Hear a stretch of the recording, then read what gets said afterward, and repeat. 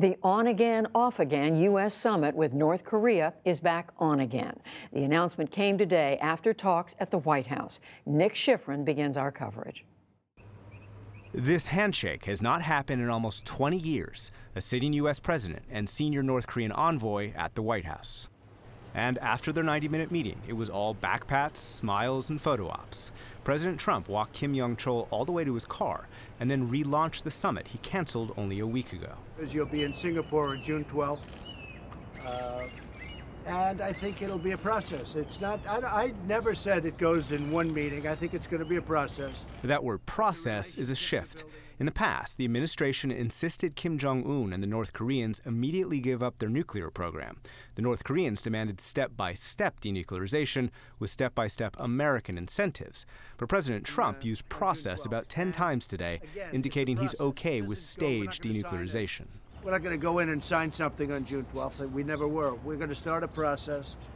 And I told him today, take your time. You can go fast, we can go slowly. By embracing a process, I think the president has basically decided that he cannot resolve a conflict of 70 years in the making overnight. And he also is embracing a pragmatic approach to trust building on the peace side and dismantling North Korea's nuclear establishment step by step. So it's a big shift. Frank Januzzi supported the 2004 talks with North Korea and was a State Department and congressional North Korea policy analyst. He's now president of the Mansfield Foundation. They know that denuclearization of North Korea will take years at best. So the president is staking his future now of this process on a step-by-step process. It's a very good thing because it actually gives him the opportunity for success at the end of the road. Until now, the administration has claimed its maximum sanctions pressure brought the discussions to this point. Today, President Trump said he didn't like that term anymore. I don't even want to use the term maximum pressure anymore because I don't want to use that term. Well, the president, by taking that term off the table, is signaling goodwill to North Korea, which he hopes will be reciprocated by the sustained missile test and nuclear test freeze by the North.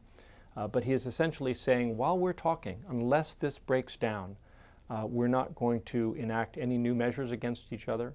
70 years ago, the Korean War devastated the peninsula. The U.S., North Korea, and China signed an armistice. Today, President Trump said the summit might finally produce a peace treaty. Can you believe that we're talking about the ending of the Korean War? You're talking about 70 years. That's something that could come out of the meeting. It's historic. Kim Jong-un wants to sit down with President Trump, shake hands, and declare an end to the hostilities that have been on the peninsula for 70 years. If Kim Jong-un can pull that off, then he will do something that his father and his grandfather had failed to do. And he himself will go down in the North Korean history books as a great leader. This was the highest-level meeting between a sitting U.S. president and North Korean officials since 2000, when Bill Clinton met Marshal Cho Myung-rok in the White House.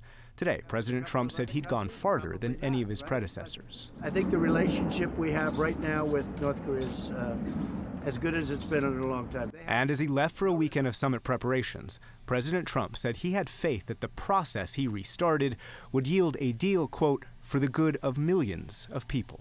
For the PBS NewsHour, I'm Nick Schifrin.